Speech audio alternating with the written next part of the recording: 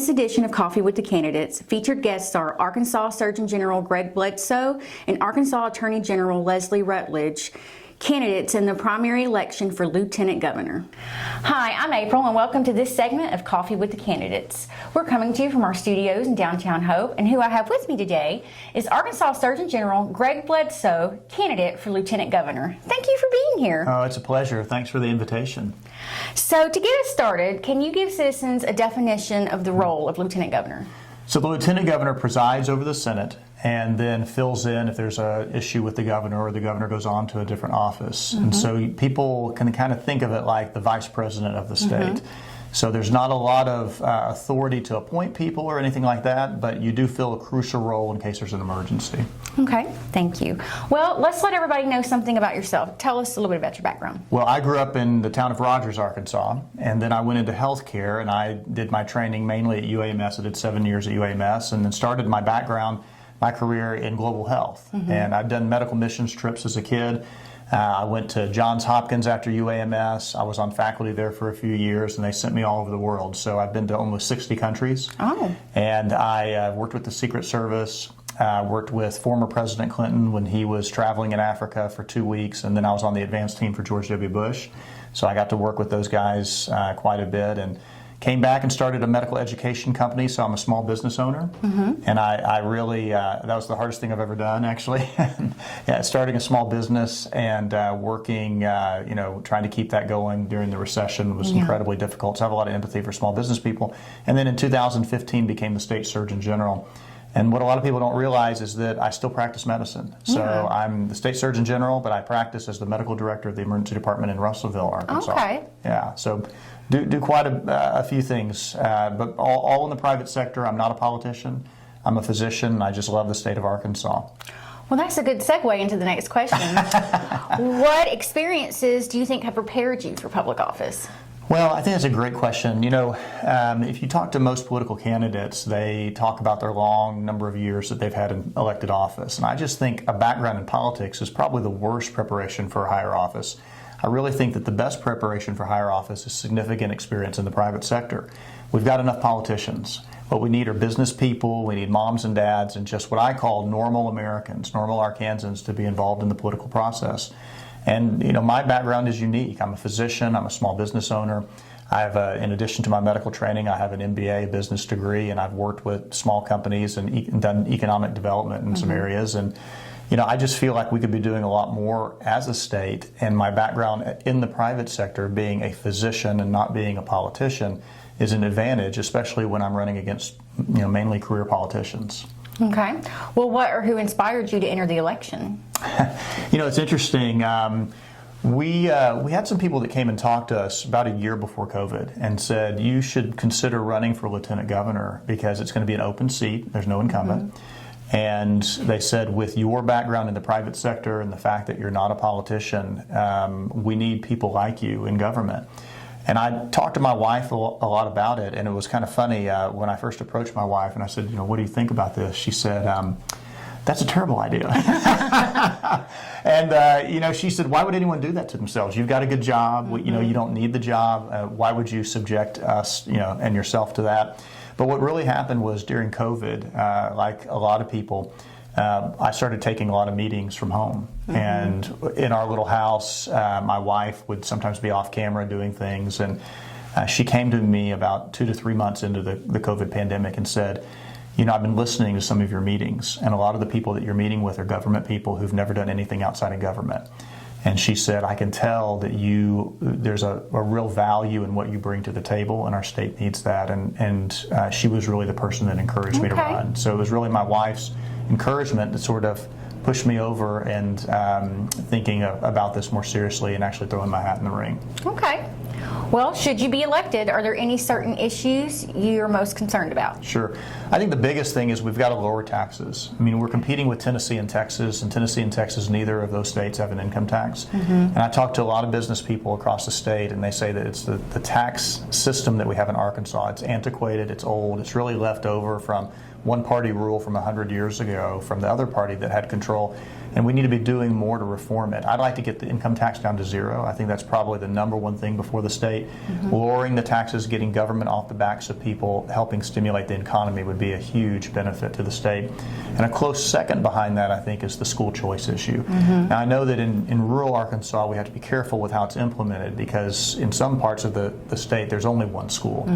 But I certainly want parents to have maximum flexibility when it comes to teaching their kids. Kids learn differently, and they grow in different environments. And so whether the family decides to homeschool or send to a public school or a private school of some sort, or doing some other blended version, I think parents should have that flexibility. And if there's one thing we learned from COVID, it's that we need more flexibility when it comes to teaching our kids and getting them exposed to things. So those are probably the two biggest issues before us. Okay. Well, how do you plan to involve citizens in your decision-making process? Well, my door is always open. And again, I'm not a politician, so I don't sit in an office and behind closed doors. I'm out with the people right now, and I practice in a busy emergency department. I see what goes on in the communities, and I continue to keep that up. I mean, my hope is that I'll continue to practice at least a little bit of medicine if I'm elected. And I'm very involved with my kids' life, and I have 3 daughters that are, they play soccer and do everything else, and so I want to be active in the community, and I think that's the big thing. So many people get elected, they become career politicians, and they get what I call marble-itis, where they're surrounded by the marble walls and the marble halls of Little Rock, and they begin to forget that they're really supposed to be serving the people as opposed to pushing their own agenda or promoting their own career. And so by being active in the community, by being a physician in a busy emergency department, I think it really keeps me connected. Okay. Should you become elected, are there any issues you're most concerned about or you think need attention when it comes to grants or funding? Wow, that's a great question. I think the biggest thing is just to keep an open ear and an open eye to especially our rural communities. The rural communities in our state, we have to be really careful. Northwest Arkansas is growing really fast. Little Rock's growing, and some of the counties surrounding Little Rock.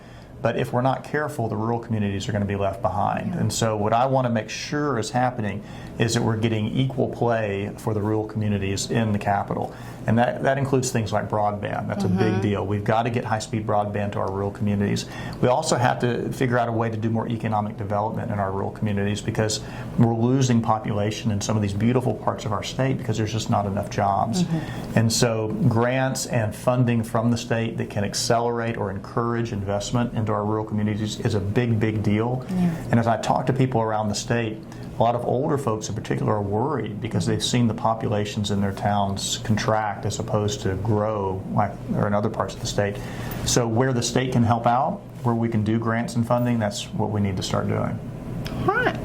Well, is there anything else you want voters to know before they head to the polls? Oh, well, I think, the biggest thing is that I'm truly not a politician. I've not run for office before. I'm a practicing physician. I'm doing this because I love the state of Arkansas, and I threw my hat in the ring because I truly believe that politics, unfortunately, has become too important to lead through the politicians. We need people who are not politicians running. We need people who love this state. We need people who don't need politics as a career, as a job. And that's what I'm offering the people of Arkansas. Is I know that some of them don't know me because I've not run before, but I would encourage them to check me out. My website is bledsoeforarkansas.org, and they can get on Facebook and Twitter and find me. But I'm doing this because I love the state, and I think we need people other than politicians in elected office. Thank you so much for being here today. Absolutely, it's an honor. And that's all we have for this segment of Coffee with the Candidates.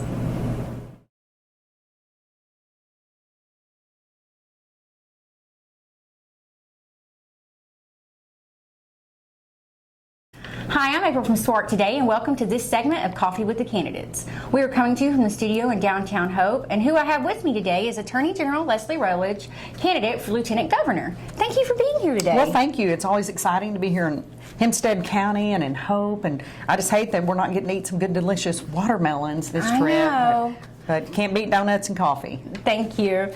Well, to get us started, can you give citizens a definition of the role of this office? Absolutely. So the role of Lieutenant Governor is essentially, the number one role of the Lieutenant Governor is to be prepared in the event that our governor is no longer able to serve in that office or chooses not to serve. I mean, for example, I wholeheartely believe that my longtime friend Sarah Huckabee Sanders will be the next governor of the great state of Arkansas. And let's say Sarah wins the lottery or perhaps even goes on to higher office. The lieutenant governor has to be prepared to step up and serve as governor. And I'm the only one running for lieutenant governor who is prepared on day one to step up, should I be called to do so, because of my 7.5 years as the Attorney General of Arkansas, making decisions every day on behalf of 3+ million Arkansans. The Lieutenant Governor also presides over the State Senate, working directly with our legislators. That's important as we look at things such as budget, public policy. I've been engaged in the last 4 legislative sessions as well as the fiscal sessions, but particularly the last few legislative sessions where we've done things such as lowering income taxes, having tremendous tax decreases across the board for Arkansans. We've passed things that I helped author, such as the Girls Act, which says we will not allow biological males to play in all-girls sports in the state of Arkansas. Making sure that we're taking care of our veterans, our police officers, giving teachers an increase in pay while at the same time raising educational standards. All of these things I've been intricately involved with for the last 8 years, and that's what makes me the most prepared of anyone running for lieutenant governor, not only to be lieutenant governor, but to be prepared on day one in the event that our next governor, my friend Sarah Huckabee Sanders, does even better and bigger things. Thank you. Well, let's give our viewers a little bit about your background. Absolutely. So I was raised on a cattle farm in north central Arkansas, outside of Batesville. I'm married to a row crop farmer from East Arkansas. So right now he's turning dirt and getting ready to plant some soybeans. Mother Nature has not really cooperated with him. But I'm probably more akin to the farmers and ranchers in southwest Arkansas in that I was raised on a cattle farm. Although at times it felt like we raised more rattlesnakes and rocks than we did cows.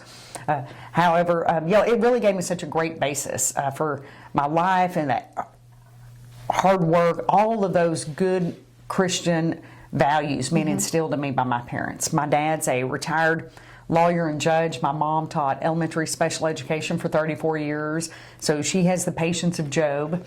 And both of them really instilled in me the importance of public service. And that's why I've spent my career as an attorney in public service, whether it was being a prosecutor, going to court with foster kids. I worked on Governor Mike Huckabee's administration as in his counsel's office. I also was counsel for Governor Huckabee's presidential campaign in 2008. Before working nationally to help elect Republicans at the Republican National Committee, opened up my own shop, and by the grace of God and the citizens of the state of Arkansas, in 2014, I was elected as the first woman and first Republican ever to be elected Attorney General in the state of Arkansas. I've been very blessed in that sense, that we have accomplished many things in the last 7.5 years. We've made Arkansas the most pro-life state for 2 years in a row. We have decreased the budget and spending at the Attorney General's office. We've sued, gone after bad guys, increased the number of Medicaid fraud convictions, done all of these things over the last 7.5 years, and want to accomplish even more. But my greatest accomplishment came in July of 2018.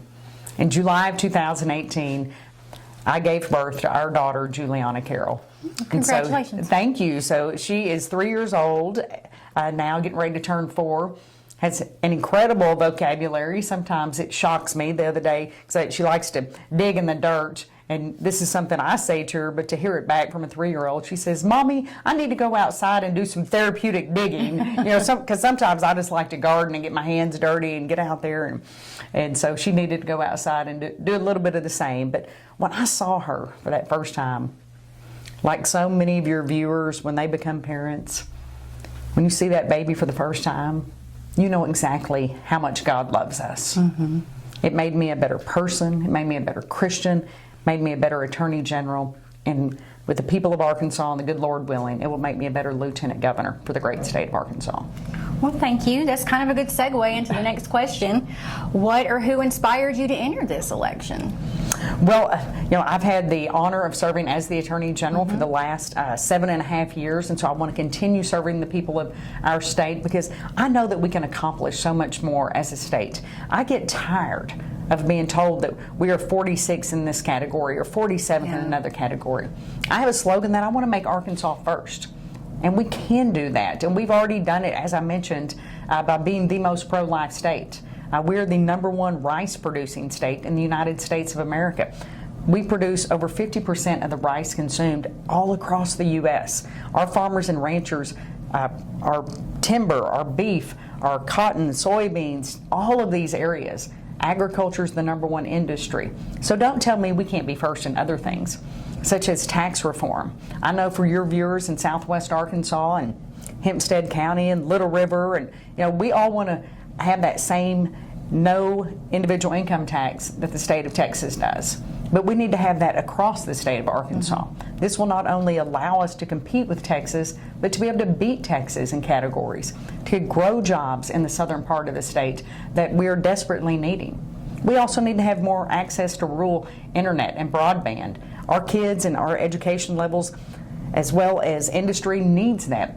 Parents shouldn't have to go sit outside the school parking lot or McDonald's parking lot at night so their kids can complete their homework or turn in assignments.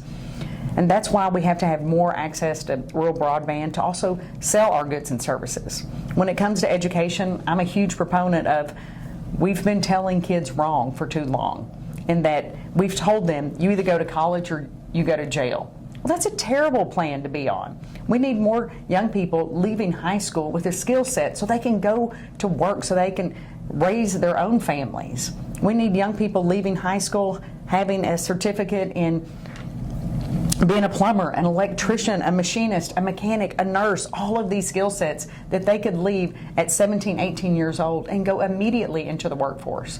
And we need to get away from the college or jail track because it's not for everyone. And I think that will make a critical difference in how we address the state of Arkansas and encourage more companies to grow and expand right here. Well, and you may have just answered this next question, but I'll go ahead and ask. What issues are you most concerned about should you be elected? Well, obviously, I describe myself, April, as I'm a Christian, pro-life, gun-carrying, conservative mama. So those are the issues that are near and dear to me, to ensure that we protect our faith, to be able to protect our religious liberty rights. And that's why over the last 7.5 years I have joined and participated and defended the state of Arkansas and our rights, and even supported other states, whether it was the cake baker in Colorado, the t-shirt maker in Kentucky, because I know if they were going to threaten their faith in those states, they would do it right here in Arkansas. We also helped draft and pass a law last year that required school students every day after they say the Pledge of Allegiance to be given a 1 minute of silence, and that is 1 minute to be quiet, 1 minute to meditate, or 1 minute to have prayer back in our public schools. So I believe that we must protect all opportunities for our religious liberty. We also have to protect life, and that's, as I said earlier, we're the most pro-life state in the United States of America. We've done so much, but we can do so much more, and to finally eliminate abortion in the United States of America. I'm a good friend of the Mississippi Attorney General. I'm very excited for the Dobbs case. I'm hopeful that we will get an incredible outcome delivered to us by this summer from the U.S. Supreme Court. But we, as I touched on earlier, we need to eliminate the individual income tax in Arkansas to give all Arkansans a pay raise. Right now, with inflation through the roof, gas and diesel prices,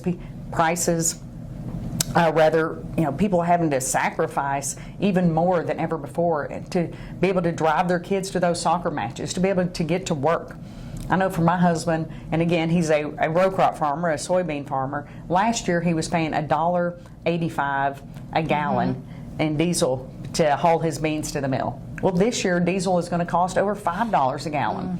And so when you see these commodity prices, people think, oh, well, these farmers are making so much. Well, no, they're not, because look at the cost of diesel, look at the cost of the herbicides and pesticides, and that impacts all Arkansans.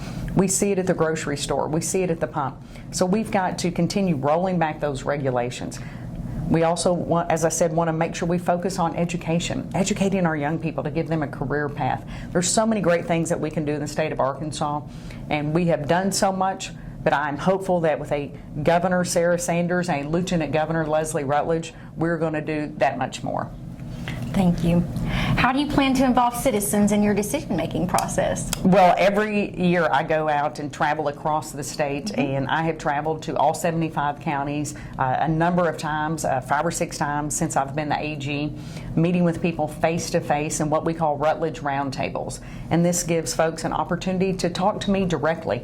I also give out my cell phone number wherever I go, and I want people to text me, to call me. At the Attorney General's office, we have increased the number of outlets through public service announcements.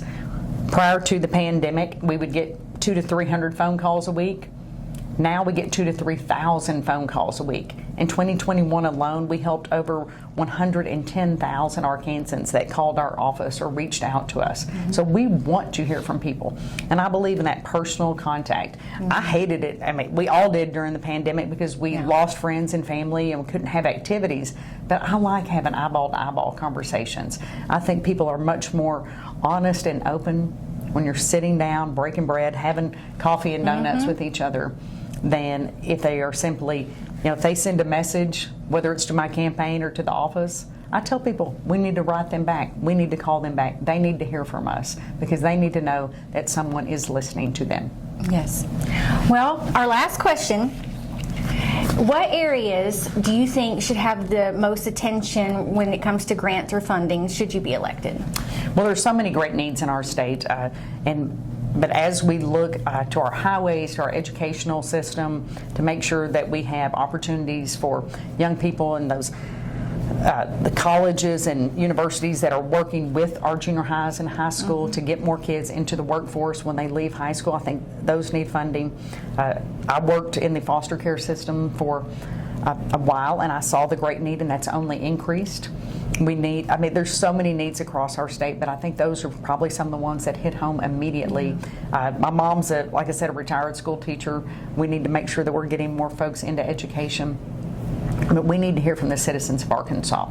We did increased and gave a bump to our law enforcement officers during a special session, and that's just a start. These are brave men and women who put their lives on the line every single day to stand in that gap, to make sure that all of us are safe. And so as we're looking, whether it's on a state level with our troopers and other law enforcement at a state level, but more importantly at our sheriff's deputies and local cities and municipalities and who they have on their police force and who they have serving as sheriff's deputies. We want to retain those folks and to make sure that we're able to recruit. It's been very difficult to recruit because of the anti-police sentiment that's gone on nationally.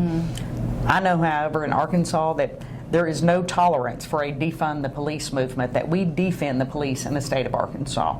So we have many great needs, and I'm certain that the citizens of Arkansas will meet those needs, but we've got to start looking at ensuring that we educate our people, our young people, to either go to college or go into the workforce, to make sure that we give those tax breaks while at the same time providing the infrastructure through rural broadband as well as roads and bridges to ensure economic success. Thank you so much. Is there anything else you would like voters to know before they head to the polls? Well, I want Arkansans to know that I am the only one running for Lieutenant Governor in Arkansas who is ready on day one to serve as governor should that time ever come. I'm excited about my longtime friend Sarah Huckabee Sanders being the next governor of Arkansas, and I look forward to working with her to make Arkansas first. You can look back on my record of 7.5 years serving each and every one of you. Every day I make decisions on behalf of 3 million Arkansans. That's kept us the most pro-life state in the United States of America, making sure that we protect our constitutional rights. I have sued President Joe Biden or taken some form of legal action over 100 times already in the last 4 months. And that's just a start, because we have to defend our way of life. Our way of life is being attacked in Arkansas and in this country. We want to make sure that every child has the opportunity to succeed, and I need your vote to be the next Lieutenant Governor for the great state of Arkansas. Thank you so much for being with us today. Thank you. And that's all we have for this segment of Coffee with the Candidates.